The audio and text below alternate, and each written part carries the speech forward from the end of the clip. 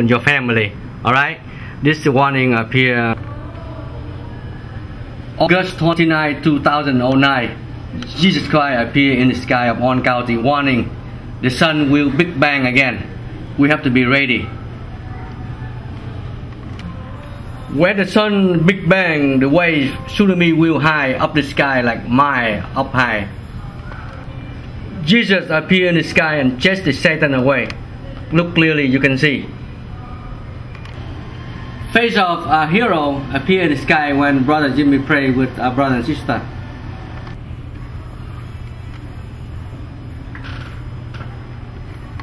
Over 65 days later, Lion of Judah appeared in the sky of Orange County. This is Lion of Judah appearing in the sky of Orange County 365 days later after the face of Jesus Christ appeared in the sky of Orange County.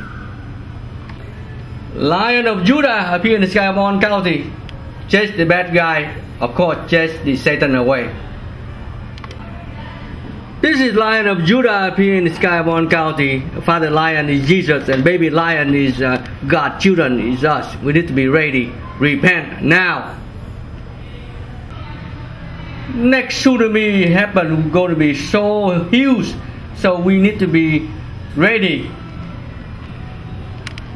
Satan, look at here, suck a lot of soul, so be ready. Repent as soon as possible.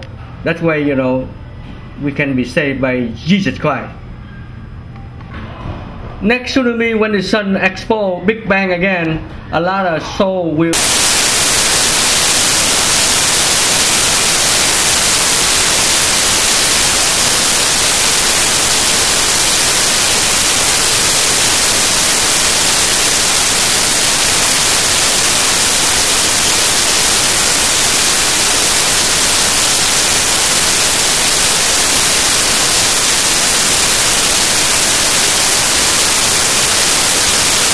About this, otherwise you in big trouble with the mighty God, Jesus Christ. And of course, all of you brothers and sisters out there, do whatever you can, alright, about this.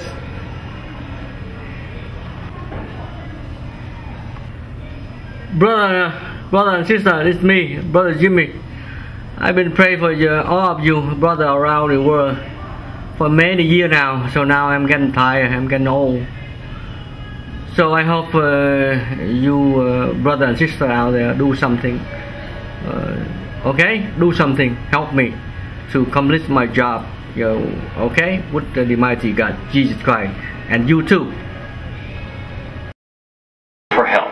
Good evening, everyone. I'm Pete Wilson. And I'm Suzanne Shaw. The crime was a home invasion robbery. A frightened victim called 911. She says not once, but twice.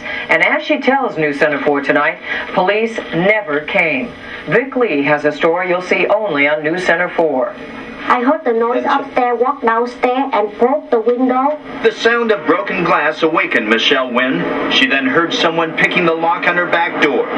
Frightened, Wynn ran from the bedroom to her office, where there was a phone, to call 911. I saw outside through the window two big men. Hurry up. I pick up telephone right here and I call 911. It's ringing about 6 times. And police answer and sound very sleepy. After she asked me information, suddenly she dropped the telephone. Wynn says she frantically dialed 911 again. I explained to her right now, they broke the window and tried to get in back door, so would you please send the police right away because I'm in scary. And when the police come, she told me police is on the way. As she was speaking, Wynn says she heard the intruders come through the back door. They were making their way to her bedroom. When I just put the telephone down and the two bad guys, he come in my room already, 2 men. And he showed the gun and he chasing me. I'm right there and I run this way. Wynn ran out the front door, chased by the 2 intruders. Waiting outside, she says, were others. Wynn's neighbor, TRAN, heard the screams. He looked out his window. She ran like crazy, and she screams so hard for help. And were men following her? 7 or 8 of them. Chased by the intruders, ran for her life. She ran from her home to this neighboring gas station, where she found refuge. And I banged the door right there, and I asked employee, please open the door. Her neighbor rushed to his car and drove to the gas station. The car, he says, scared the assailants away. I tell her, I said, did you call the police? She said, yes, I called the police twice. And I tell her, don't worry about it, the police will be here. But both Nguyen and Tran say police never came. I stayed way there until almost 6 o'clock in the morning. Still no police came? Nobody came. Nobody came that night. Police never came at all. Never came, never called, never stopped by at all. Michelle Nguyen has taken her complaint to Oakland police, but they're not saying much. An investigator is in charge of the case, and the investigator is looking into the case to determine if a policy or a procedure was violated.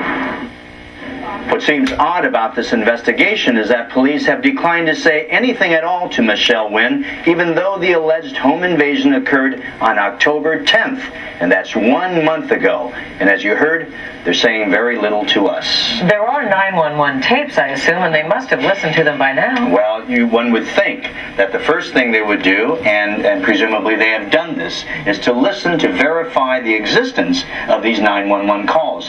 But police won't even tell us that. They won't even tell us that they verified it. Well, you think if they're investigating a month afterward, they must have heard tapes that confirm the story, or they'd say, we have no confirmation. Very interesting in this investigation is it's being investigated by Internal Affairs. All right, well, I know you'll keep following it. Thanks, Vic. What Oakland police would say was that it was under investigation. Well, tonight, Vic Lee tells us what the investigators are saying now in a story you'll see only on News Center 4. We want to ensure that something like this doesn't happen again if, indeed, there was a mistake done. Police confirm an investigation is taking place. I heard the noise upstairs walking. Michelle Nguyen still remembers vividly the early morning hours of October 10th. She heard someone breaking into her house. Frightened, Nguyen ran from the bedroom to her office where there was a phone to call 911. Hurry up. I pick up telephone right here and I call 911. It's ringing about 6 times. And police answer and sound very sleepy. After she asked me information, suddenly she dropped the telephone. Nguyen says she frantically dialed 911 again and talked to a second operator who promised her police were on their way. Then the intruders broke in. 2 men, and he showed the gun and he chasing me. I'm right there and I run this way. Nguyen ran out the front door chased by the 2 intruders. Waiting outside, she says, were others. Nguyen ran to this neighboring gas station where she found refuge. Police, Nguyen says, never showed up that night. Police never came at all.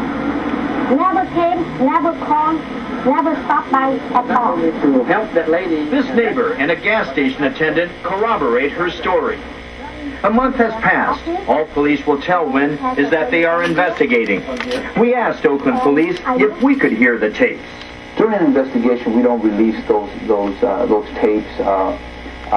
It's part of the investigation, ongoing investigation, and we can't release those at this time. But Officer Art Bautista did verify that the 2 911 calls took place. Did police respond? Yes. Police were dispatched to the correct address? As far as I know, once again, I know that officers were dispatched. The investigation will reveal why there wasn't contact made. Officer Bautista said Internal Affairs was also investigating Nguyen's allegation of improper conduct by an operator.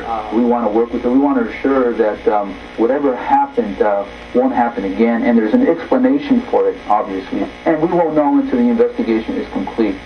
Can you give the public any assurances that whatever happened that night, if anything did happen, that was an error, that did not compromise the 911 system as a whole? Yes, the 911 system is still working.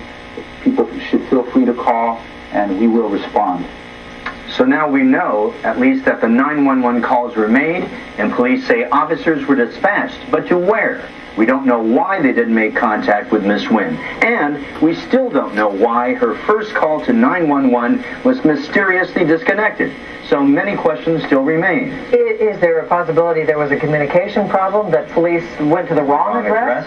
Well, you know, that's possible, but remember that every time one calls 911, your address is reflected on the monitor automatically. So I don't know if that could possibly happen. Okay.